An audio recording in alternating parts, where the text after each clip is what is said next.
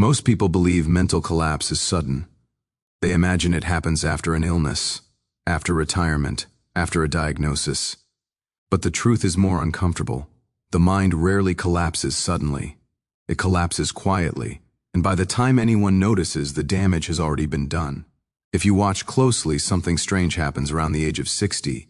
Two people can live almost identical lives, same education, same background, same decade of birth, yet one becomes sharper with time, calmer, clearer, more decisive, more respected, while the other slowly withdraws, loses confidence, becomes mentally tired, emotionally reactive, easily overwhelmed.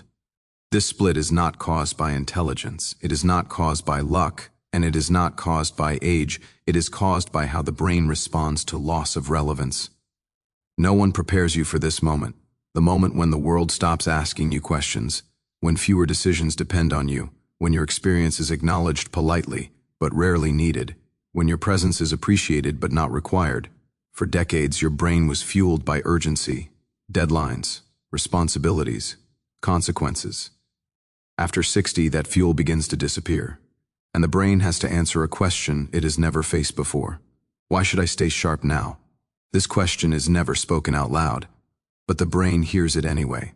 For some people, the brain finds an answer. For others, it doesn't. That difference decides everything. The human brain is not designed to stay strong by default. It stays strong when it believes it is needed. Purpose is not emotional. It is neurological. When purpose fades, the brain doesn't panic. It economizes. It reduces effort. It narrows focus. It disengages from complexity. This is where many people misunderstand aging. They think the brain is failing. In reality, the brain is withdrawing investment.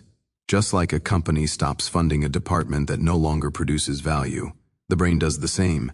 After 60, the brain becomes brutally practical. If thinking deeply is no longer required, it stops doing it. If learning is no longer rewarded, it stops trying. If curiosity is no longer used, it goes dormant. This is not decline. This is adaptive shutdown, and it explains why some minds collapse while others become unstoppable. Because a small number of people accidentally give their brain a reason to stay awake. They don't try to stay young. They don't chase stimulation. They don't force productivity. They simply remain mentally relevant. They stay involved in decisions that matter. They keep their identity tied to contribution, not age. They refuse to let their brain become optional, and the brain responds accordingly. It strengthens what is used. It discards what is ignored. This is neuroeconomics, not motivation. Here's the uncomfortable truth most people avoid. After 60, comfort is dangerous, not physically, mentally, too mo. Cheese tells the brain, you can rest now, you're done. And the brain listens. The collapse does not begin with memory loss, it begins with passivity, with letting others decide, with avoiding challenge, with choosing familiarity over engagement. At first it feels like peace, then it becomes fog, then it becomes dependence, then people say, he's not the same anymore. But the brain didn't disappear, it simply stopped being called upon. Now compare that with the unstoppable mind. These individuals don't look frantic, they don't look busy, they don't look stressed, they look grounded. Their thinking is slower, but deeper. Their speech is measured, but precise. Their presence carries weight. This is not personality, it is neural confidence. Their brain still believes it matters, and belief is biochemical. Dopamine systems stay active, attention circuits remain sharp, emotional regulation strengthens, because the brain is still in the game. This is why some people after 60 become the clearest thinkers in the room, while others become mentally fragile. Same age, different internal signal. One brain hears, you are finished. The other hears, you are still needed. And the brain obeys whatever it hears. The tragedy is that most collapses are avoidable, not through puzzles, not through supplements, not through brain games, but through identity alignment. When people tie their worth to youth, speed, or career titles, their brain collapses when those disappear. When people tie their worth to insight, judgment, and perspective, their brain matures instead of shrinking. This is why the collapse often accelerates after retirement, not because work stops, but because mental demand disappears overnight. The brain goes from constant engagement to near silence, and silence is not neutral. It is corrosive. The unstoppable mind avoids this trap, not by staying busy, but by staying mentally essential. They mentor, They advise, they build frameworks, they think long-term, they hold context. Others don't. Their value shifts from speed to depth, and depth ages beautifully. In the next part, we will explore the exact internal switch that flips inside the brain after 60, the moment it decides whether to conserve energy or expand capacity. Most people never realize this moment exists, and missing it costs them their sharpest decade. There is a moment most people never notice. It doesn't come with a birthday. It doesn't come with a diagnosis. It doesn't come with an obvious breakdown. It comes quietly, usually somewhere between the late 50s and early 60s. And in that moment, the brain makes a decision, not consciously, not emotionally, biologically. The decision is simple but brutal. Should I conserve or should I expand? For decades, the brain has lived in expansion mode, learning new systems, adapting to change, handling pressure, recovering from mistakes. Then slowly, the environment changes. Fewer demands, fewer consequences, fewer reasons to push mental limits, and the brain starts asking a different question. Is the cost of effort still worth it? This is where many minds begin to collapse, because the brain is not loyal, it is efficient. If effort no longer produces reward, the brain shuts effort down. This is not laziness, this is survival logic. After 60, the brain becomes extremely sensitive to return on effort. Every thought has a cost, every focus shift burns energy. Every emotional reaction taxes regulation systems, so the brain begins to prune. It reduces curiosity, it narrows attention, it avoids complexity, not because it can't handle it, but because it no longer sees a reason to. This is the exact point where two paths appear. One path leads to mental collapse, the other leads to an unstoppable mind, and the difference between them is not intelligence, it is how the brain interprets challenge. For collapsing minds, challenge feels like threat. Mistakes feel embarrassing. Learning feels exhausting. Uncertainty feels unsafe, so the brain avoids it. Avoidance feels comfortable in the short term, but neurologically, avoidance sends a dangerous signal. We are no longer capable. The brain believes what it repeatedly practices. If you practice avoidance, the brain rewires for fragility. If you practice engagement, the brain rewires for strength. This is why collapse accelerates so quickly after it begins, because every avoided challenge confirms the brain's decision to conserve. And conservation mode is not neutral. It shrinks networks. It reduces dopamine sensitivity. It weakens executive control. People call this aging. It is not. It is disuse. Now let's talk about the unstoppable minds. These people feel the same changes. They feel fatigue faster. They feel pressure more intensely. They feel emotional weight more deeply. But they interpret these signals differently. They don't see challenge as threat. They see it as proof of relevance. Their brain hears a different message. This still matters. That message keeps neural investment alive. Because the brain only grows where attention goes, unstoppable minds do not chase difficulty. They choose meaningful difficulty. They stop doing things that waste energy, and they double down on things that require judgment. This is critical. After 60, the brain no longer wants volume. It wants precision. The collapsing mind wastes energy on noise, news, arguments, regret, mental replay. The unstoppable mind protects energy. It becomes selective. Calm is not passivity. Calm is energy preservation, and preserved energy fuels clarity. Here is the paradox most people miss. The unstoppable mind often looks slower, but it is not slower. It is less scattered. It doesn't jump between thoughts. It doesn't react instantly. It waits, and waiting strengthens control circuits. This is why ional regulation becomes the deciding factor after 60. Not memory, not IQ, not processing speed. Emotion, strong emotions, hijack cognition. Anxiety narrows focus. Frustration clouds judgment. Fear blocks learning. As the brain ages, it becomes less tolerant of emotional chaos. People who never learned emotional control earlier in life struggle deeply after 60.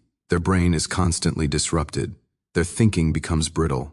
This is why some people become irritable, defensive, or withdrawn with age, not because they are grumpy, but because their brain is overwhelmed. Unstoppable minds do something subtle but powerful.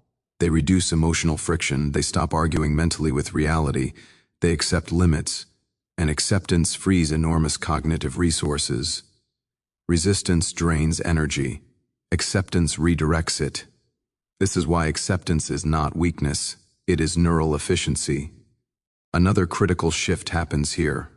The brain stops responding to external validation. Praise matters less, status matters less, approval fades in importance. This scares some people, because they built their identity on recognition. When recognition fades, so does motivation. Collapse follows. Unstoppable minds shift inward. They build internal metrics. What do I understand better now? What patterns can I see others miss? What wisdom have I earned? These questions activate deeper neural circuits, circuits associated with long-term reasoning, perspective, integration. This is why older thinkers often outperform younger ones in complex decision-making. Their brain is optimized for context, not speed. But this optimization only happens if the brain is allowed to evolve. If people cling to youth-based metrics, the brain gets confused. It tries to compete where it no longer excels, and repeated loss damages confidence. Confidence is not psychological, it is neurological. Confidence is the brain's prediction of success. When predictions fail too often, confidence collapses. Unstoppable minds avoid this trap. They stop competing in the wrong arenas. They choose domains where depth wins. And the brain adapts accordingly. This is also where learning changes. After 60, learning must feel useful, not impressive. Random facts don't stick. Practical frameworks do. Stories stick. Meaning sticks. Emotionally neutral information fades quickly. This is not decline. It is specialization. The brain is becoming a specialist. But specialization requires respect. If you insult your brain by forcing it into shallow tasks, it disengages. If you respect it by giving it meaningful work, it thrives. This is the moment of decision: conserve or expand. Most people drift into conservation by accident. The unstoppable few choose expansion intentionally. In the next part, we'll go deeper into why emotional safety becomes more important than stimulation after 60, and how the wrong environment silently accelerates mental company. Lapse. This is where families, relationships, and daily routines either protect the brain or destroy it. Most people think the brain collapses from inside. They believe it's chemistry, or genetics, or age. But after 60, the brain is shaped far more by environment than biology. And environment doesn't mean location. It means emotional atmosphere. What surrounds your mind every day. The people you interact with. The way conversations end. The tone used around you. The expectations placed on you or removed from you. After 60, the brain becomes extremely sensitive to one thing: emotional safety, not comfort, safety. There is a difference. Comfort is ease. Safety is stability. Comfort can weaken the brain. Safety strengthens it. Here's the problem most people never see. Many older adults live in emotionally unsafe environments. Even when they are surrounded by family, they're interrupted, corrected unnecessarily, spoken to slowly, excluded from decisions for their own good. None of this is done with bad intention. But the brain does not understand intention. It understands signal.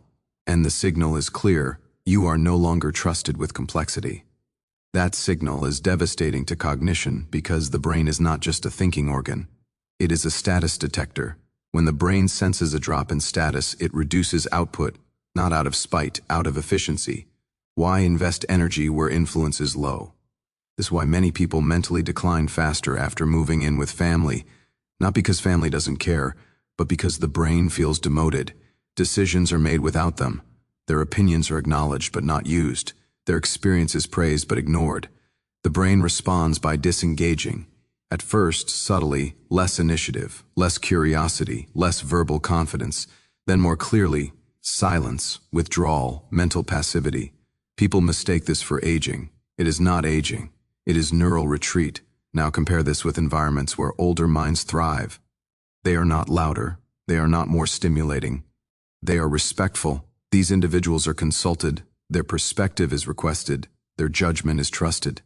Even when their physical role is reduced, their mental role remains intact. The brain feels safe to stay sharp, because sharpness still matters. This is why emotional safety becomes more important than stimulation. After 60, stimulation without safety overwhelms the brain. Noise without respect exhausts it. Many people try to keep the mind active with constant input, news, social media, endless information. But this often accelerates collapse, because stimulation without control feels like threat. The aging brain cannot filter chaos the way it once did. It needs structure, predictability, respectful pacing. When the environment is chaotic, the brain defends itself by shutting down. This is why emotionally volatile households damage older minds. Arguments, tension, unresolved conflict. The brain is constantly in vigilance mode, and vigilance is expensive. Over time, the brain chooses the cheapest option: disengagement. This looks like apathy. It is actually protection. Now let's talk about another silent destroyer: infantilization. Being treated like someone fragile, being overprotected, being corrected in public, being spoken for. This kills cognitive confidence. Confidence is not ego. It is the brain's belief that its output matters. When output is dismissed or overridden, the brain stops producing it. Unstoppable minds are almost always found in environments where they are not infantilized. Even when physically limited, they are mentally respected. They are allowed to struggle, allowed to think, allowed to decide. Struggle is not harmful to the brain. This is why some people remain mentally powerful, even in modest circumstances, while others collapse despite comfort and care. Care without respect is dangerous. Respect without pressure is powerful. Another factor few people understand: after 60, the brain becomes less tolerant of emotional dishonesty, forced positivity, polite lies, avoidance of real conversations. These confuse the brain, because the brain relies on emotional accuracy to orient itself. When reality is softened too much, the brain loses calibration. This creates unease.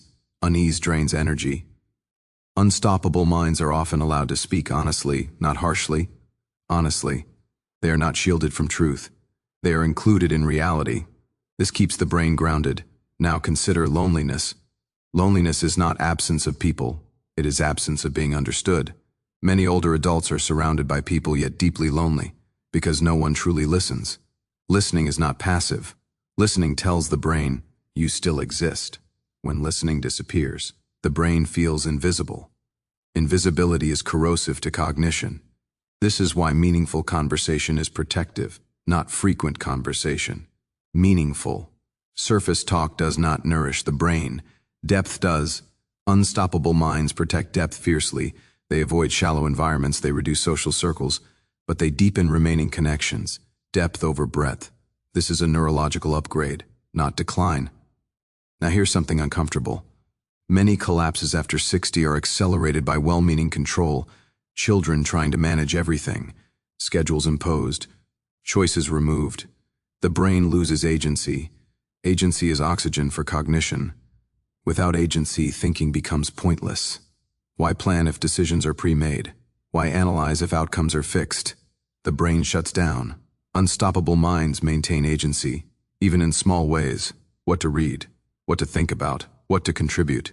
Small agency keeps large networks alive. The environment does not need to be perfect. It needs to be mentally dignified. The dignity keeps dopamine systems responsive, keeps attention circuits engaged, keeps emotional regulation intact. This is why environment. T is destiny after 60, not diet, not supplements, not puzzles, environment, and most people never realize it. In the next part, we will confront the internal enemy that accelerates collapse faster than any external factor, the way people talk to themselves after 60. This is where the most damage happens, quietly, daily, without witnesses. There is an enemy no one warns you about. It doesn't come from the outside. It doesn't announce itself. It doesn't sound hostile. It sounds familiar. It sounds like your own voice. After 60, the brain becomes deeply influenced by internal narration, not thoughts, narration. The story you quietly tell yourself about who you are now. This narration shapes cognition more than age ever could. Most people don't realize when it changes. It shifts subtly. Sentences start to sound like this: I'm not as sharp as I used to be. I don't want to mess this up. I'll let someone else handle it. It's probably not worth the effort now. These sentences feel harmless, even reasonable, but the brain does not hear language the way you do. It hears instruction. Every repeated sentence becomes a training signal. And after 60, the brain trains faster in the wrong direction because plasticity never disappears. It simply follows the strongest signal. Here's the dangerous part. The brain trusts internal narration more than external reality. If you tell yourself you're slowing down, the brain reallocates resources accordingly. If you tell yourself you're past that stage, the brain withdraws investment. This is not belief. It is conditioning. Most mental collapse after 60% is self-reinforced. Not because people are weak, but because no one taught them that language shapes neural expectation. Earlier in life, the brain could absorb negative self-talk without immediate consequence. There was still pressure from the outside. Deadlines, competition, responsibility. After 60, that external pressure fades. The internal voice becomes dominant, and that voice often turns cautious, protective, self-limiting. It says, don't push, don't risk embarrassment, don't struggle. Protection feels wise, but neurologically, overprotection is damaging. The brain needs manageable friction to stay organized. Without it, systems drift. Attention weakens, confidence erodes, thinking becomes hesitant. This is why some people become indecisive with age, not because they lost intelligence, but because their internal voice no longer authorizes action. Now compare this with unstoppable minds. Their internal voice also changes with age, but in a different direction. It becomes quieter, less critical, less reactive. They stop narrating every mistake. They stop judging their thinking in real time. This silence is powerful, because constant narration consumes cognitive bandwidth. Unstoppable minds free that bandwidth. They think without comment. They decide without apologue. They allow imperfection without self-punishment. This creates mental fluidity. Fluidity is not speed, it is unblocked cognition. Most collapsing minds are blocked by internal interference, a running commentary of doubt. What if I'm wrong? What if I forget? What if I look foolish? Each question interrupts neural flow. Interruptions fragment thought. Fragmented thought feels like decline. It is not decline. It is interruption overload. Another critical shift happens after 60. The brain becomes less forgiving of self-hostility. Earlier in life, harsh self-talk could coexist with performance. After 60, it cannot. Because emotional regulation systems are more sensitive, harsh self-talk triggers stress responses faster. Stress reduces working memory. Stress narrows attention. Stress makes learning feel unsafe. People misinterpret this as, I can't handle stress anymore. The truth is, the brain refuses to operate under threat, even if the threat comes from inside. This is why self-kindness after 60 is not emotional advice, it is neural hygiene.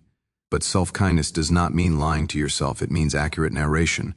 Unstoppable minds narrate reality precisely, not optimistically, not pessimistically. Precisely, they say, that was harder than before, I need more time. I'll approach this differently. These sentences do not signal collapse, they signal adaptation. The brain responds with problem-solving instead of withdrawal. Collapsing minds use absolute language. I can't. I'm done. I'm not built for this anymore. Absolute language closes neural pathways. The brain stops exploring alternatives. This is why rigidity increases in some older adults, not because they became stubborn, but because their internal language became final. Final language kills flexibility. Flexibility is cognition. Another subtle danger, comparison.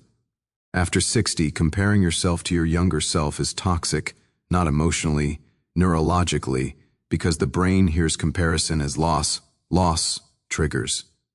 Conservation reduces output. Unstoppable minds stop comparing, they recalibrate, they compare today to yesterday, not to decades ago. This keeps the brain oriented toward progress. Small progress keeps dopamine responsive. Dopamine is not pleasure, it is drive. Without drive, cognition withers. Now let's address something rarely spoken, shame.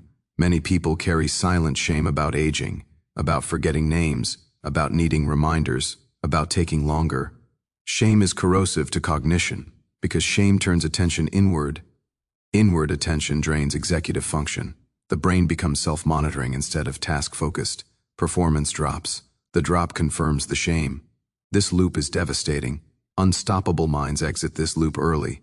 They normalize adaptation, they externalize difficulty. They don't personalize change, they say, "This is how the system works now." Not, "This is who I am now." That distinction is everything. One invites adjustment, the other invites collapse. After 60, identity must become flexible. Rigid identity cracks under change. Flexible identity absorbs it. This is why some people seem wiser with age. They stop defending an old version of themselves. Defense is expensive. Acceptance is efficient. The brain prefers efficiency. And finally, there is fear, not fear of death. Fear of being exposed as not enough anymore. This fear makes people withdraw. Silence feels safer. Silence feels dignified. But silence starves the brain of feedback. Feedback calibrates thinking. Without it, cognition drifts. Unstoppable minds stay engaged, not loudly, but intentionally. They speak when they have something to add, and they trust that it matters. That trust keeps cognition alive. In the final part, we will bring everything together. We will explore what actually makes a mind unstoppable after 60. Not habits, not tricks, but a fundamental shift in how the brain relates to time, effort, and meaning. This is where the difference becomes permanent. Most people think unstoppable minds are created by effort, more discipline, more routines, more stimulation. That belief quietly destroys them.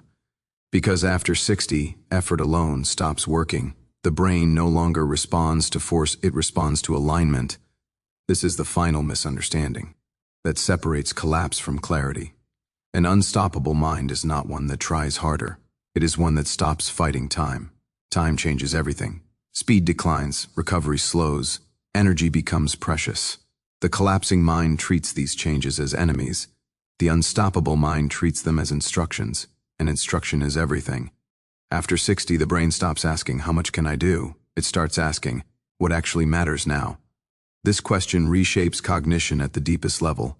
People who never answer it drift. People who answer it clearly become unstoppable, because clarity simplifies the brain, and simplicity strengthens it. Let's talk about time. Earlier in life, time feels unlimited. Mistakes feel reversible. Delay feels harmless. Distraction feels cheap. After 60, time becomes visible, not in a frightening way, in a clarifying way. Unstoppable minds accept this visibility. They stop postponing meaningful thinking. They stop wasting attention. They stop saying someday. This does not create urgency. It creates focus. Focus is power. The collapsing mind avoids time awareness. It numbs itself with routine, with distraction, with passive comfort. Time feels heavy. So it is ignored. Ignored time becomes anxiety. Anxiety drains cognition. Unstoppable minds look at time directly. And because they do, it loses its power over them. They stop rushing. They stop overthinking. They move deliberately. Deliberate movement conserves energy. Conserved energy fuels depth. Depth is the hallmark of unstoppable minds. Now effort. Earlier in life, effort equals progress. Work harder. Push more. Do more. After 60, effort without meaning backfires. The brain asks, "Why am I spending energy here?" If the answer is weak, the brain resists. This resistance feels like fatigue. People mislabel it as aging. It is not aging. It is misdirected effort. Unstoppable minds reduce effort dramatically, but they increase impact. They stop doing many things, and choose a few that require judgment, insight, and perspective. These are brain-friendly demands. They activate long-range neural networks, networks associated with wisdom, integration, and foresight. These networks age slowly, and sometimes they grow stronger with age. This is why some people become formidable thinkers. After 60, their brain is no longer scattered, it is concentrated. Concentration is not intensity, it is coherence. The brain loves coherence. Now let's talk about meaning. Meaning is not emotional. It is structural. Meaning tells the brain where to invest. Without meaning, the brain conserves. With meaning, the brain expands. Collapsing minds chase stimulation. New shows, new information, new noise. Stimulation excites briefly, then exhausts. Unstoppable minds chase meaning, contribution, understanding, perspective. Meaning sustains. Because it aligns effort with reward. The reward is not pleasure, it is relevance. The brain needs to feel relevant, not admired, not praised, relevant. This is why mentoring, advising, teaching, and guiding protect cognition so powerfully. They signal to the brain, you still matter. And the brain responds by staying sharp. Now identity. This is where everything either locks in or falls apart. Earlier in life, identity is built on roles, career, strength, speed, productivity. After 60, these roles weaken. If identity is rigid, collapse follows, because the brain defends identity. When identity is threatened, stress rises. Stress damages cognition. Unstoppable minds release rigid identity. They stop asking, who am I compared to before? They ask, what role fits my mind now? This is not surrender, it is evolution. Evolution protects cognition. Rigid identity breaks under change. Flexible identity adapts. Adaptation is intelligence. This is why unstoppable minds often appear humble. They are not attached to proving themselves. Proving drains energy. Presence preserves it. Presence allows deeper thinking. Now effort meets rest. Collapsing minds rest to escape effort. Unstoppable minds rest to support thinking. There is a difference. Rest is not withdrawal. Rest is preparation. Unstoppable minds protect rest fiercely, not for comfort, for clarity. They understand something most people never do. A rested brain thinks better than a stimulated one. This is why silence becomes valuable, why solitude becomes nourishing, why fewer inputs lead to sharper output. This is not isolation, it is mental hygiene. Now fear after 60 changes shape. It is no longer fear of failure, it is fear of irrelevance. Unstoppable minds face this fear honestly. They don't deny it, they don't dramatize it. They neutralize it by staying engaged. Engaged does not mean busy. It means mentally present, curious, observant, connected to reality. Reality keeps the brain calibrated. Calibration prevents drift. Drift looks like confusion, but it begins as disconnection. Unstoppable minds stay connected to people, to ideas, to meaning, not constantly, intentionally. And finally, wisdom. Wisdom is not knowledge, it is integration. The ability to hold complexity without panic, to tolerate uncertainty without collapse, to accept paradox without confusion. These abilities strengthen with age. If the brain is not shut down prematurely, unstoppable minds allow complexity. They don't demand simple answers. They don't rush closure. They let ideas mature. This patience stabilizes cognition. Stability is strength. And this is the final truth. After 60, the brain does NOT reward force. It rewards respect, respect for limits, respect for energy, respect for time, respect for meaning. Those who respect their brain become unstoppable. Those who fight it collapse. Not because they are weaker, but because they misunderstood the phase they entered. The brain after 60 is not ending. It is specializing. It is letting go of speed, to gain depth, letting go of noise, to gain clarity, letting go of proving, to gain presence. And when this shift is honored, something remarkable happens. The mind stops chasing and starts leading, quietly, steadily, unstoppably.